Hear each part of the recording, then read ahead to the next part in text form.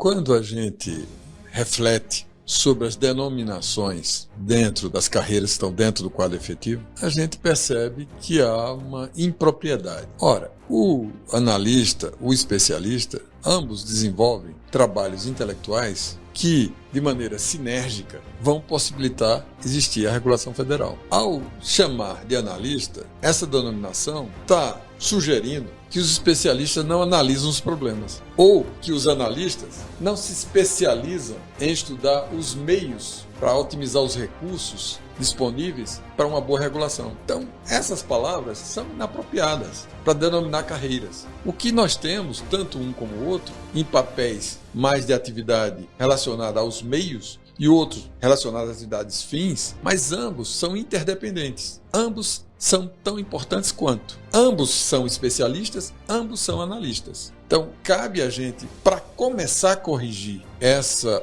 infelicidade na denominação, começarmos com a equiparação remuneratória entre esses quadros. E, num futuro, apontarmos para uma fusão de quadros de trabalhadores do conhecimento da regulação.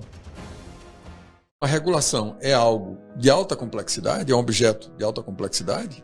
Temos que dar chance e oportunidade para quem entrou como ingresso nas carreiras de nível médio possam mirar num nível superior. Se necessário for, que a gente proponha uma PEC que permita o que anos antes tínhamos, que era a possibilidade de quem é nível médio ascender a nível superior, por titulação, por seleções internas, concursos internos. Você entra numa empresa particular ou numa multinacional, empresa nacional, começa a sua vida como um office boy e, se você se desenvolver, tem chance de ser presidente da empresa. E no serviço público, quem entra como nível médio, por mais que se desenvolva, não tem chance de ascender a nível superior. E a regulação é altamente complexa. Então, talvez a gente tenha que olhar para um futuro em que a regulação seja composta somente de ingressos de nível superior. E quem está hoje no nível médio tem a oportunidade de ascender. Queremos uma regulação altamente competente que dê conta, enquanto trabalhadores do conhecimento, da complexidade regulatória. Esperança.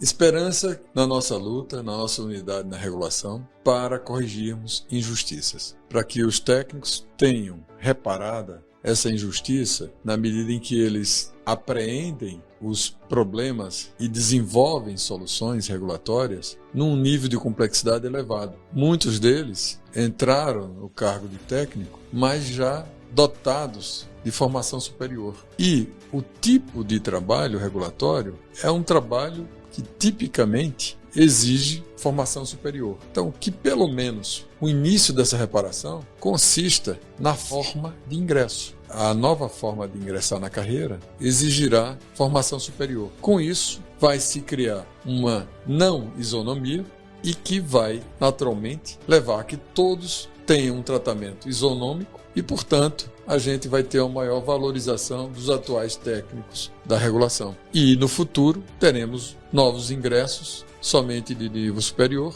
e, num futuro um pouco mais longínquo, a gente talvez consiga ter aí uma formação superior como padrão de ingresso nas carreiras regulatórias. Acho que a gente pode até usar essa imagem, mas eu acho que a gente tem que pensar que não se trata só de equiparar, se trata de dar um tratamento com equidade aos reguladores federais, porque eles são tão importantes quanto os demais gestores federais, ou quanto os órgãos de controle federais. E como a gente já antecipou, a regulação federal hoje, as 11 agências, elas têm um impacto regulatório sobre mais de 50% do PIB brasileiro, e as pessoas que estão exercendo esse papel têm uma responsabilidade muito grande, então elas não podem ser subvalorizadas. Então, o mínimo para começar é valorizar tanto quanto os demais servidores federais a regulação. A regulação, ela tem que ser olhada como uma força que não só vai corrigir assimetrias, mas que pode desenvolver e catalisar sinergias econômicas e sociais para o desenvolvimento desse país. Na nossa proposição programática, a gente tem 3 alicerces. democracia, unidade e justiça. Quando a gente olha para esses 3 balizamentos que nos fundamentam enquanto vontade programática, nós vamos ver que tanto o quadro específico quanto o quadro efetivo são carentes desses alicerces. O quadro específico é mais carente e, portanto, temos que dar um tratamento de equidade. A equidade vai permitir que a gente corrija um pouco essa injustiça ao não reconhecer que veteranos da regulação não foram devidamente valorizados. É preciso valorizar essa regulação veterana. De que maneira? Primeiro, equiparando suas remunerações, depois a gente apontar para uma fusão de quadros. E esse quadro específico também pode ser uma solução da gestão federal da regulação.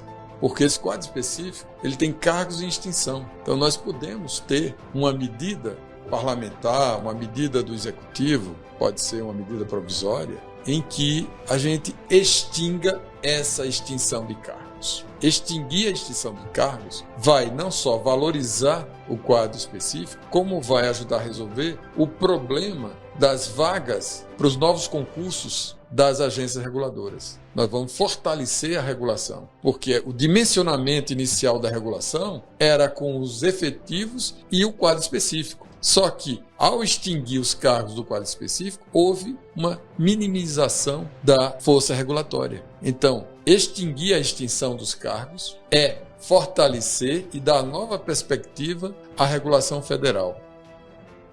Quando nós nos pautamos por unidade na regulação, todos são importantes. Na regulação federal, todos nós reguladores somos importantes. Na regulação federal, todo mundo é alguém. E quem é esse alguém? Os especialistas. Os especialistas são aquele segmento da regulação que ilustram a complexidade regulatória, a necessidade de termos verdadeiros trabalhadores intelectuais, trabalhadores do conhecimento, para compreender esse universo a ser regulado e construir as melhores ferramentas regulatórias. É preciso que esse segmento nosso dos especialistas tenha a chance e a oportunidade de desenvolver suas capacidades, seus potenciais, seus talentos intelectuais, para que essa complexidade regulatória seja mais bem abordada em termos de ferramentas e de impacto regulatório sobre a sociedade. São a ilustração dos trabalhadores do conhecimento. E,